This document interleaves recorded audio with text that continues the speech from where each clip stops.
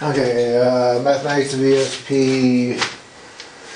What is a miracle? Part 7. Destroying the illusion. Oh, cheat sheet. Or paddleboard. Yes. Okay. In 3, 2, 1. Peasant Productions presents the mathematics of ESP. Why it works even if you don't believe in it. Destroying the illusion. Okay.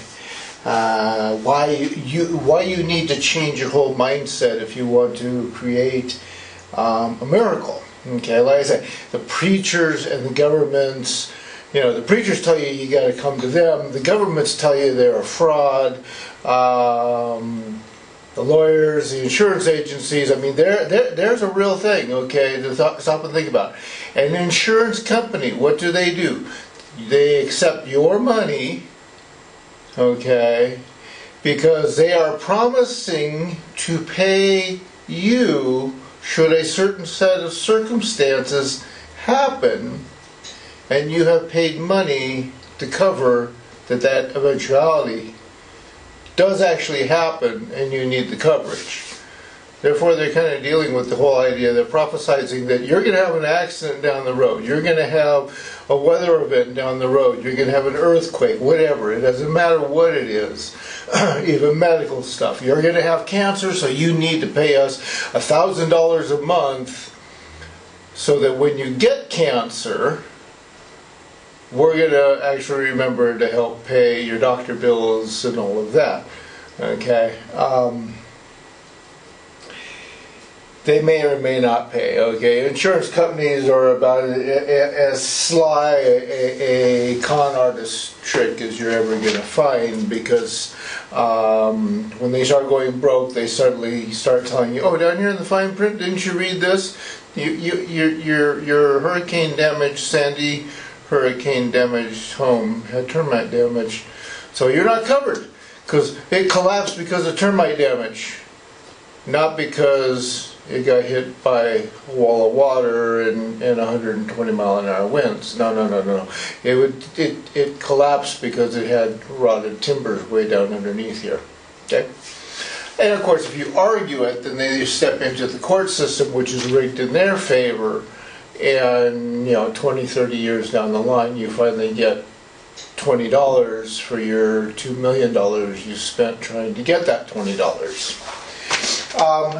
In the same thing, you are forever taught as a child, don't fight the government. You can't fight the government. Excuse me? The United States was created on the concept of fighting the government, and it was less than 3% of the population that did so.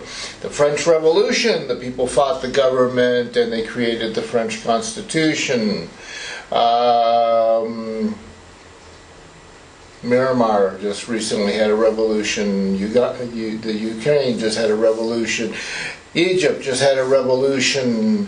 The whole Middle East is just flopping back and forth between which government's going to be in charge. So that's kind of interesting, isn't it?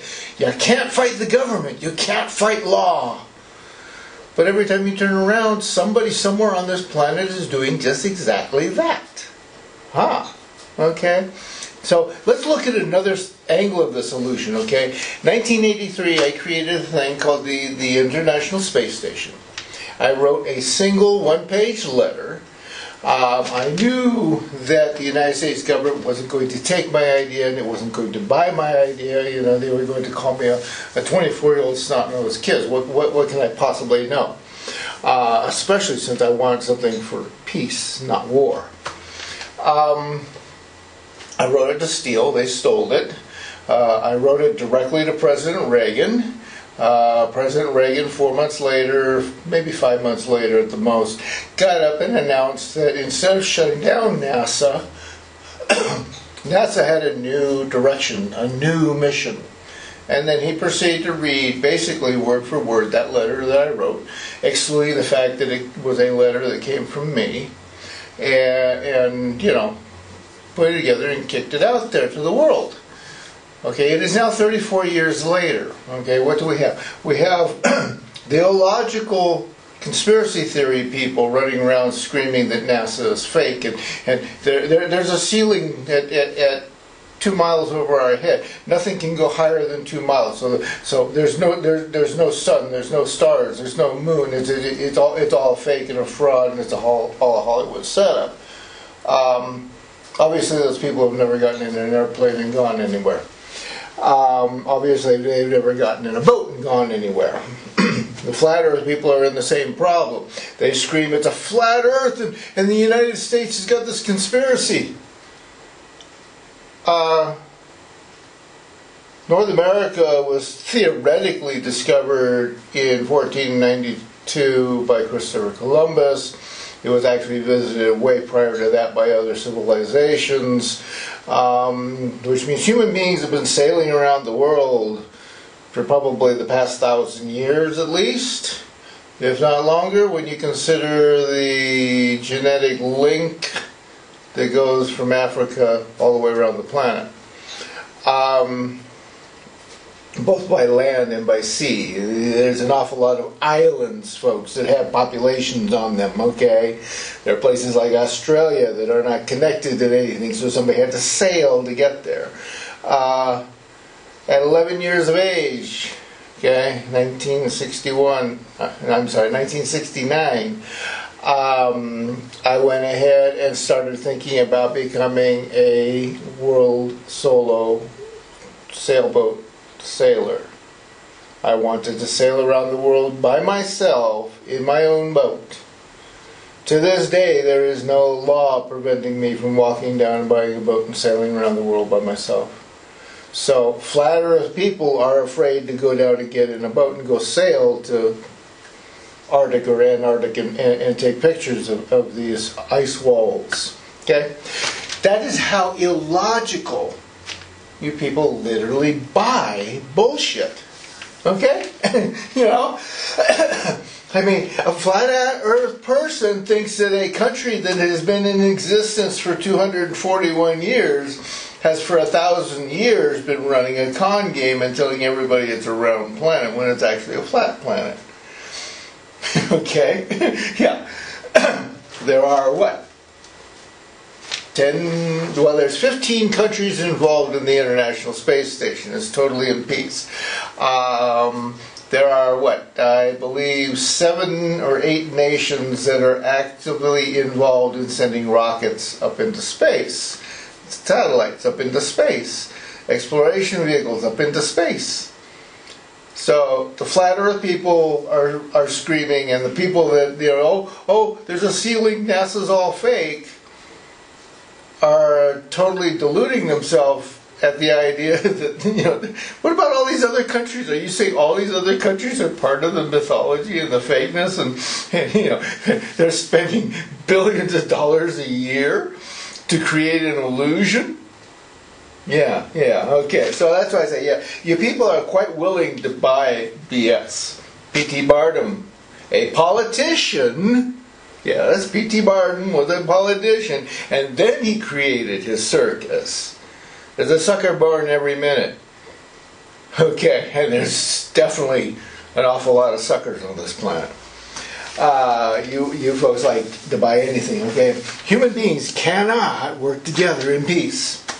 Okay, International Space Station, 34 years old.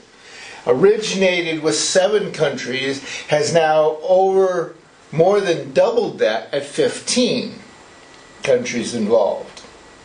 Directly involved, okay? How many additional countries support those 15? I don't even know where to begin looking for the calculations on that without doing an extremely extensive bit of research.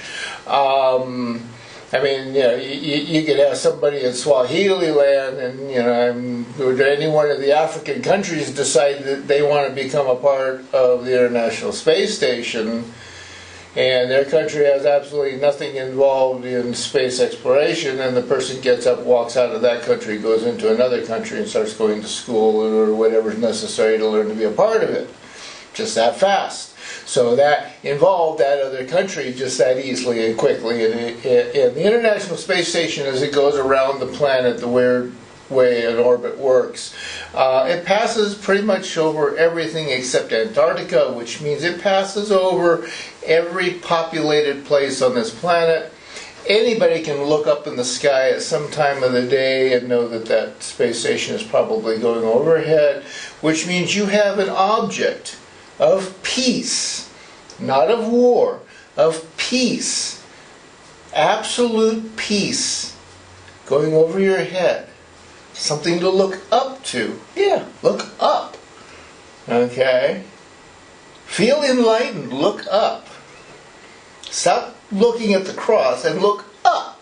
Stop looking at the Iman and look up. Look up to your heavens, the stars, the inspiration to be more. Okay? And realize there are no guns, there are no bombs, there are no laser beams, there are no ray weapons on that International Space Station. Why? 100% logic here, folks. You got 15 countries involved in this. Do you really think one of those countries is going to have bombs and the other 14 aren't going to be scared shitless? Oh my God. Do you think there wouldn't be fights, fist fights over who gets to push the button and who gets to stand over and who gets to have the key to control the lockbox for that button? Yeah. Logically thinking, folks, realize there can't be any weapons up there because there's too many countries involved and there's too many paranoid little twerps running the countries. Whether they're female twerps or they're male twerps makes no difference. There's a bunch of paranoid people running countries because they want to be in control. Therefore, they ain't going to let no bombs up there. They're too damn scared of it. Yeah. Wow. So think about it, folks. The illusions dissolve instantly when you start thinking logically. See why I'm teaching you to think? I'm not telling you what to think. I'm giving you the data to sit down and go, oh wow, you know, that guy's right. If my President Trump is the most paranoid motherfucker on the planet, and every time somebody sneezes, he puts out a million tweets about, oh my God, we're being germ-infected, chemical weapons are being used on us, oh my God, chemical warfare, quick, give me a bomb, I'm going to throw a nuke at somebody. Maybe there isn't any bombs up there. Maybe they can't logically put any bombs on it because what happens if like right now, when the United States doesn't have any rockets to send up to the space station, okay? They got SpaceX, yes, a private company that they are using that is still, you know, they're sending one or two supplies up. But who's really sending the supply ships up right now? Oh yeah, Russia. However, if you listen to major news media right now, the mass public, oh, we're going to war against Russia, we're going to war against China. Donald Trump got six special trademarks 2 weeks after he was elected into office in November 2016. After hollering how he was going to take jobs away from China and bring them back here, he gets special trademark uses. Yeah, let's deal with the absolute, folks. Trump is a con man. He is somebody that was put into that position so that he would mouth off, so that you would be looking at him instead of looking at what the guys over here are doing when they're stealing your back pocket. You know how a magician has a real pretty girl? Yeah, they want you looking at that cute piece of ass over there instead of looking at the fact the guy's, you know, moving stuff over here. They don't want you looking at the mirrors. They don't want you looking at the smoke machine. The guy that bumps into you and starts talking to you in the crowded rail station wants you to pay attention to him other than the guy lifting your wallet out of your pocket, cutting your purse strings. Yeah. Damn. Illusions.